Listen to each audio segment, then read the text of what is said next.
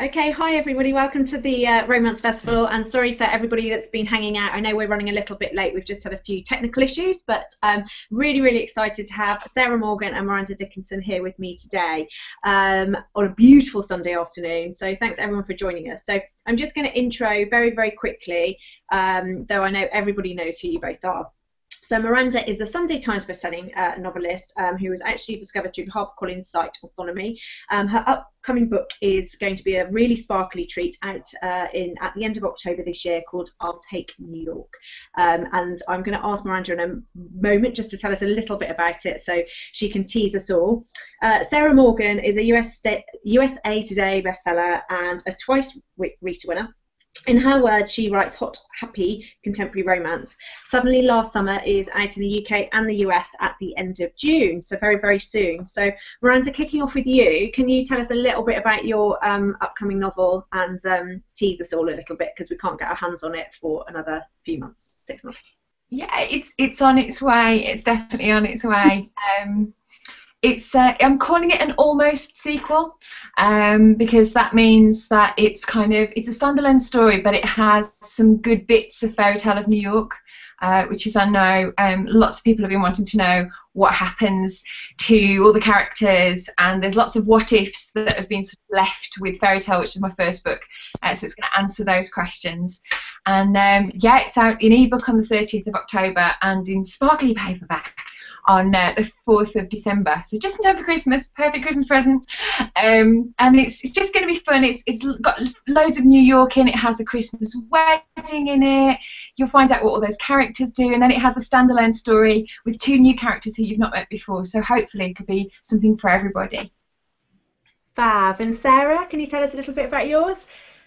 Well, mine is called Suddenly Last Summer. It's the second book in my O'Neill Brothers series. They do stand alone, but they're all linked because I decided I wanted to write about 3 sexy brothers. So the first one was out last October. It's called Sleigh Bells in the Snow. This one's Suddenly Last Summer, and it's about the second brother, Sean, who's a surgeon, and a fiery French chef. They're both very independent people. Neither of them want a relationship, but they find them. Last summer they had a one-night stand, and both of them have never mentioned it since. And suddenly they find themselves thrown together. They're trying to avoid the inevitable, but the chemistry's pretty hot. So it's just about the 2 of them coming together, really. It's a warm, happy, summery story, and it's out in 2 weeks. Wow. And so both of you are writing linked characters. Yes. I know it's not a first for you, Sarah Morgan, but can you tell me a little bit about why you like writing linked characters? Yes. When I made the move from writing shorter series books to full-length novels, one of the things I like is being able to explore the character's relationship to the wider world, if you like. So instead of having that short, intense, close-up angle, you've got a wide-angle lens on everything. And I really like showing the family, and I like writing about the family. And if you're having brothers and sisters, then I want their stories too. I think I'm just basically nosy, and I want to know everybody's secrets. So having 3 brothers is just much better than having 1, and I just really like that bigger story. But when I write them, I actually think of it as 1 story. So although I'm writing 3, to me, I in my head I see it as one story. But they all stand alone, so you can read them separately. Yeah, I don't think we'd have enough paper to print 3-in-1s of yours. And what about you, Miranda? How are you finding it then, going from writing a standalone to sort of revisiting things of the past? It's actually really lovely because Fairy Tale was my first book, and I never actually thought anybody would ever read it. I put it on Autonomy really to see what other writers thought of it, and was a little bit shocked when HarperCollins got in contact. So it's actually been really lovely because it's been sort of 7 years, I think, since I last wrote about them. So it feels like going back and writing about old friends. But I didn't want to do a straight sequel because I would have had to have, done a killing Mark Darcy off, which I think would have been unforgivable. People would have not been happy at all. So I've kind of woven a story where the main characters from Fairy Tale, so Rosie and Ed and Celia and Marnie, and people that would, people who've read my book will know who those characters are. They're sort of supporting cast in this, but it means that I can answer all the questions that I'm asked. I've been asked for years about that book more than anything else. So it's actually just been a really lovely opportunity to go back and hang out with characters who started me off, really, because that was the first book I'd ever written. So it feels I'm quite emotional. Obviously I'm a new mum as well, so I'm quite emotional about everything. But so it's been a really lovely thing to do. And talking about Mark Darcy as a returning character, or controversially a non-returning character, would you do that then to one of your characters, do you think? Or no, I'd have to have a really good reason, because I get taken to task when I go and talk at places, because literally people come up and say, why did you do that to that character, even when I'm doing nice things to them. So I'm not brave enough to do that. I think, yeah.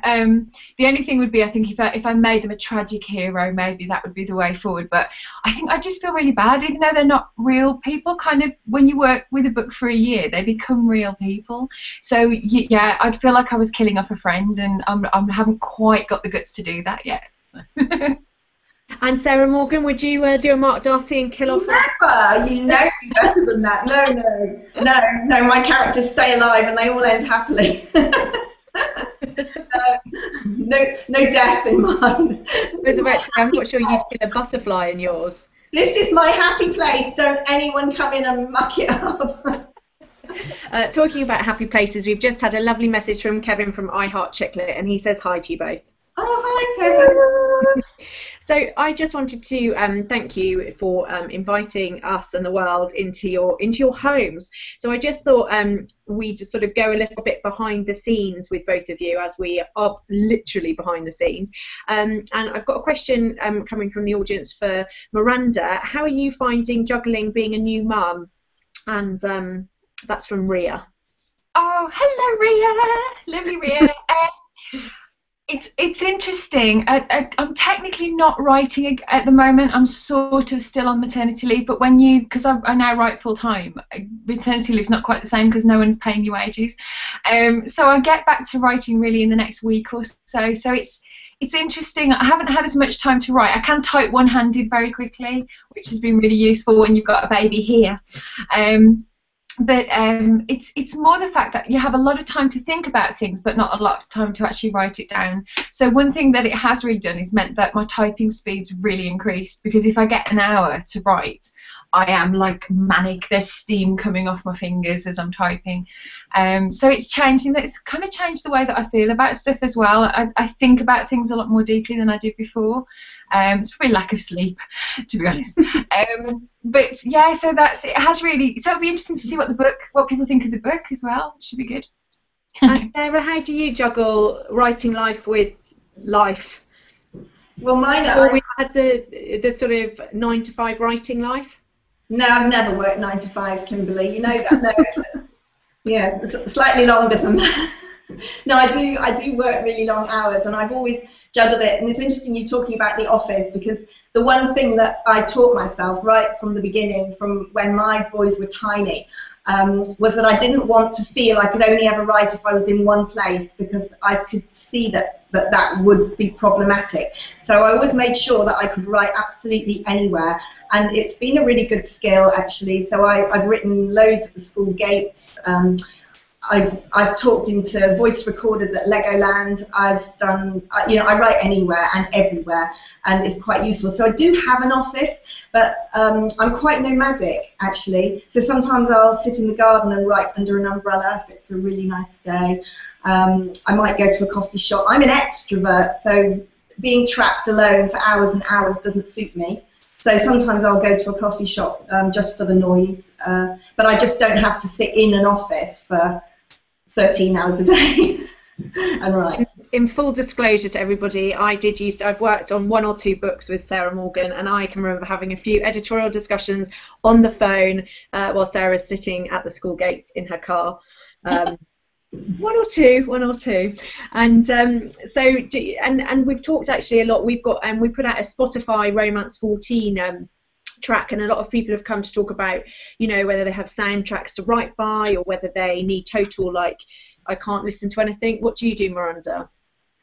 I always have to have music of some sort, and I try to put together a playlist, a sort of an iTunes playlist of songs for the book that I'm writing at that moment, because I found that I'm sort of influenced by certain music at certain times. So if I'm writing something very sad, then I'll have lots of sad music. If I need to cheer myself up afterwards, I'll have kind of Pharrell Williams Happy on repeat. So yeah, I do, but I think it's really interesting to see how your writing changes when you have different music. I cannot write in a quiet place, and I'm very, very similar to you, Sarah, in that I love coffee shops just because of the noise. There's kind of noise, but it's not noise that gets in the way of your writing. But yeah, have to have good tunes around, definitely, in order to write. Well, I'm glad everyone watching knows that no one sits here in pink fluffy dressing gowns anymore. But I think one of the things that's really interesting for me, and I know one of the reasons we wanted to do the Romance Festival and call it that, is that women's fiction, I think, and I think you two are both brilliant examples of what layers of emotion you get into stories, both happy and sad. And when your readers read you, what do you want them to experience? Because I think it's very easy for me to introduce you as both sort of romantic comedy writers, or hot and happy contemporary Sarah Morgan describes herself, but you're writing so much more. So Sarah Morgan, can I throw that question out to you?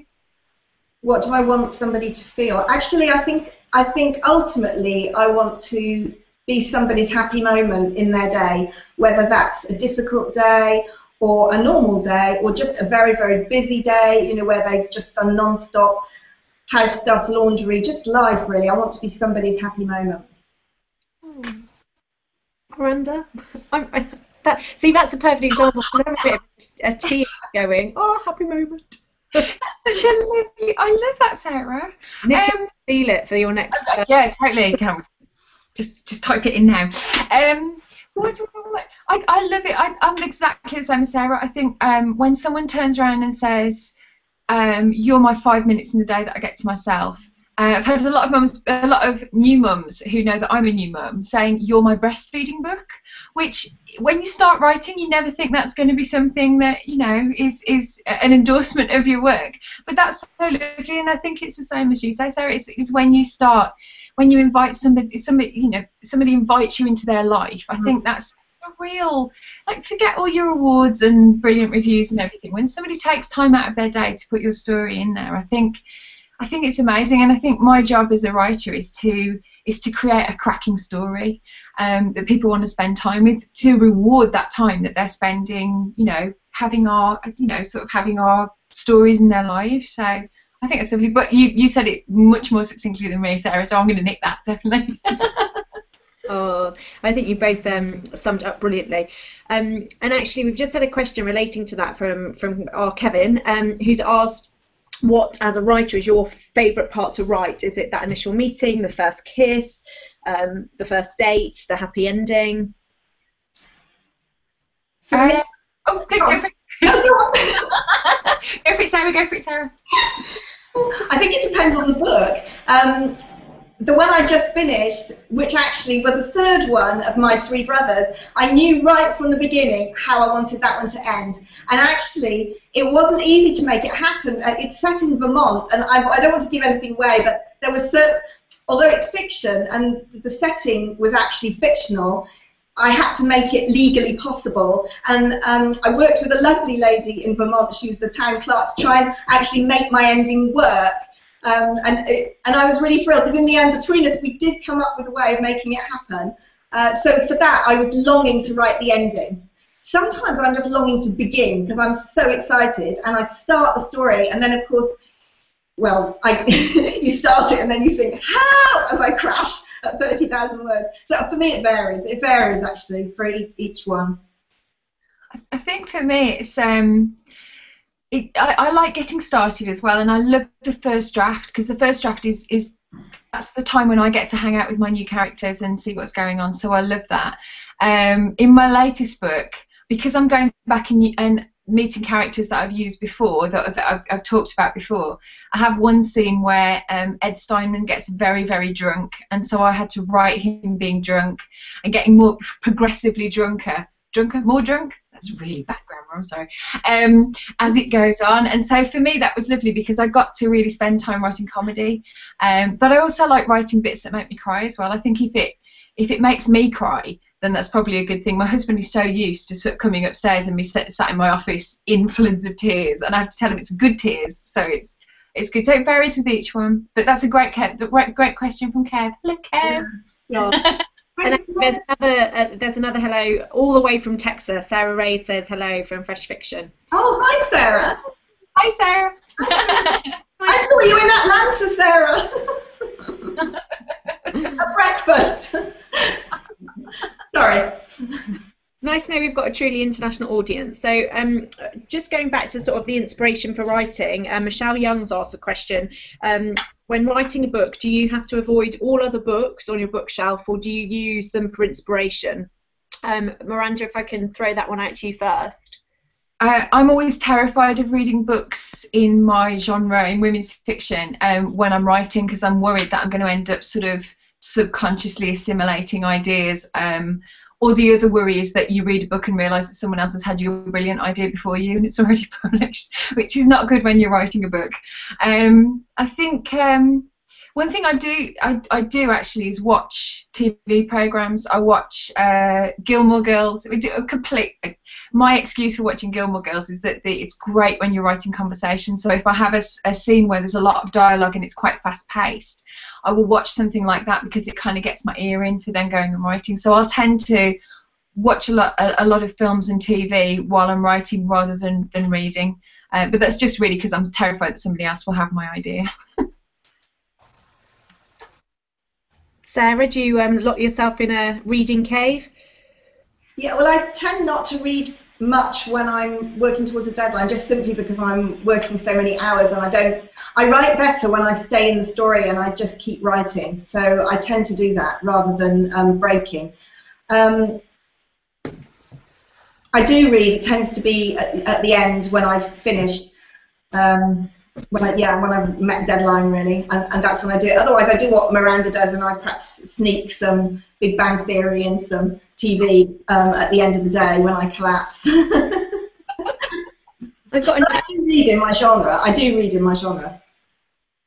You read in your genre. I have a very personal question to ask here because I'm always fascinated by it because I love Christmas, and for me, like, getting a glittery book at Christmas is like all I want in the world. But you both, knowing sort of with my publishing hat on, you usually are writing your Christmas books just sort of after Christmas. So I wanted to know with both of you, how do you get yourself like in the sort of spirit when there's no holly left?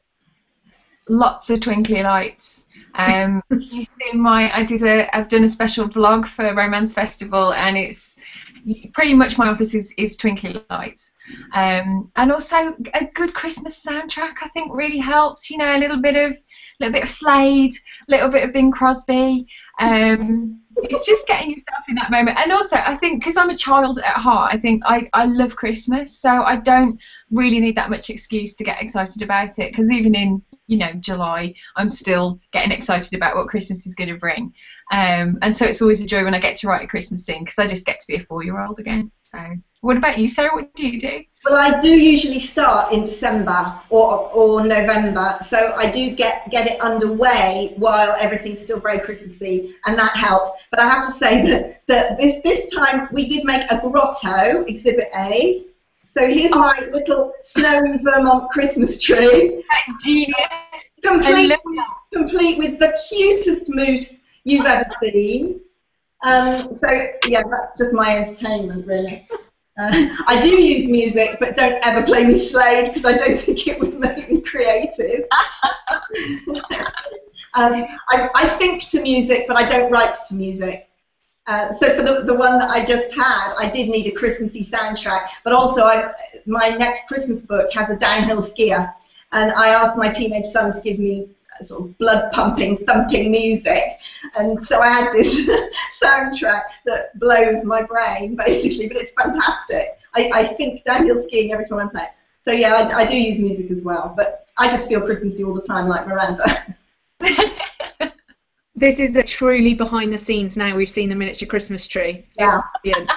And Miranda actually has videoed her behind the scenes, as everyone said, which we put on our Facebook yesterday, so we'll make sure we put that link up as well. So I've got a couple of questions that aren't just about me being nosy into your house now. So Rebecca asks, Miranda, if you could live or spend a day with one of your characters, who would it be? Ooh, thanks, Rebecca. Yeah, I like that question. That's great. If I could live as one of my characters, I would probably choose Romilly from It Started With a Kiss, because she sings with a band, which is kind of is what I do as well. But also just because it's really nice for her. She hangs out with her friends all the time, and so I'd quite like to do that. In terms of if I'd spend a day with one of my characters, there's a 1980s rock guard called Woody Jensen in When I Fall in Love, who was the most fun to write. It was like writing a part for Bill Nighy. It was fantastic, and I'd hang out with him because he's just totally full of sort of rock wisdom. He thinks he's a bit of a guru, and it would just be hilarious to hang out with him and sort of, you know, find out what his vision was for the day. I think that would be good. But that's a brilliant question. Thanks, Rebecca. And Sarah, I'm going to throw that one out to you. I think I know which one of my heroes I would pick, so I know which one of your heroines I'd be. Do you? Yeah. Oh, I'd want to hang out with my 3 O'Neill brothers, but I don't know which one. If I'd broken my leg, I'd have Sean because he's the surgeon. If I fancied some irreverent company and good skiing, then Tyler.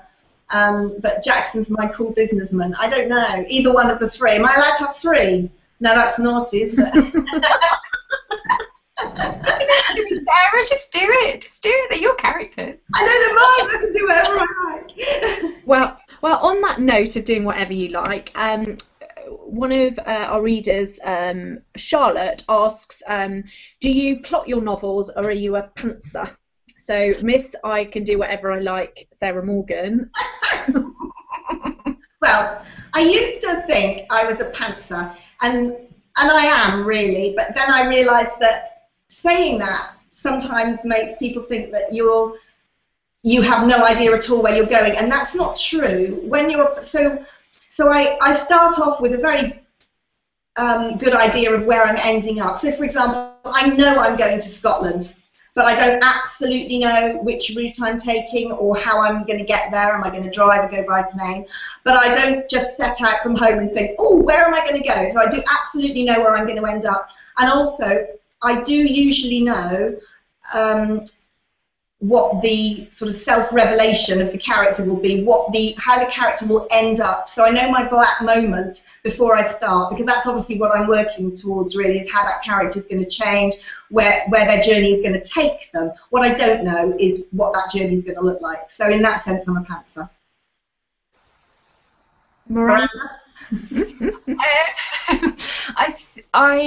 Yeah, if it was down to me, I'd like to be a pantser because I like starting stories and not knowing where I'm going to end up. But I think exactly like you say, Sarah, I think when you write a book or 2 books a year, you have to really know where you're going. It's the same as when people say, you know, do you get writer's block? You can't afford to have writer's block because you have a schedule that you're working to.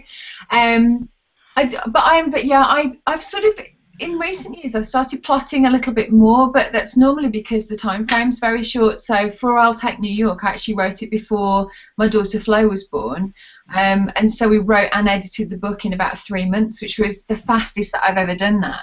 And so I needed to know which scene was coming, and also writing with Peggy Head, it was really useful to have kind of a more detailed outline for me. I'm always in awe of people who kind of fill a whole wall with post-it notes and or have a database of what's happening. I can't do that at all. But I like to I have a general idea of where I'm going, but I do like to allow room for my characters to surprise me, because I think when you're writing the first draft, half of the joy is when your characters do something you're not expecting, and when they write themselves into bigger roles, or they appear halfway through the book when they should appear at the end or whatever. So I always leave a little bit of room for manoeuvre, but I think like you said, I think just from necessity I've had to be more plotty as we go on. I absolutely do have a wall covered in post-it notes, but it's not organised. Is that every time I have a bit of dialogue that I think, oh, that's great, I have to use that, but it's not in the right place, I'll put it on the wall, because I don't want to put it in the manuscript, because then it just gets lost and it blows my head because it looks so messy. So I stick it all over the wall randomly, and then by the time I get to the end of the book, I check that I've incorporated it all. But sometimes that can be really embarrassing, because Once I had a post-it note that said, "This marriage is over," and my husband said, "My mum's coming for dinner. Could we take that one down?" So you've got to be a bit careful when people come round what you've got stuck on your wall. So you have a moose, and you have a Christmas tree, and now you have a wall full of post-it notes. You are my hero, Sarah. Actually, I don't have the Christmas tree now because I'm not writing Christmas now. I just got that out especially for you. It's gone away now, but it will come again later. At the moment, I have lots of puffins because I'm working on my next series for next year, which is Puffin Island, Maine. So my wall is full of puffins. It's a good job. My son's bought me them. Sorry? After being to your house now, seeing behind the scenes, it's a good job you don't write thrillers, Sarah Morgan. Oh no, I know. Terrible. There'd be knives everywhere. We wouldn't be coming out into the garden just in case something was under the patio. I know. I'm a method writer. I'm the Daniel Day-Lewis of fiction. Brilliant. So what's the we've only got a few minutes before we need to finish off the conversation, but I actually on that note wanted to ask, what's your most embarrassing or funnest moment of being a women's fiction writer? Miranda? Oh gosh, there's many. When you do signings at Waterstones, in your head before you ever do one, you think it's going to be like Katie Price signing copies of her book with, you know, thousands of people waiting to come and see her. And in reality, you're sat behind a table in Wolverhampton with 40 books and people asking you where the dictionaries are. I did one just before Christmas 2 years ago, and a lady came up and had a real go at me because I was sat down. And I was sat literally behind a table with 40 of my books.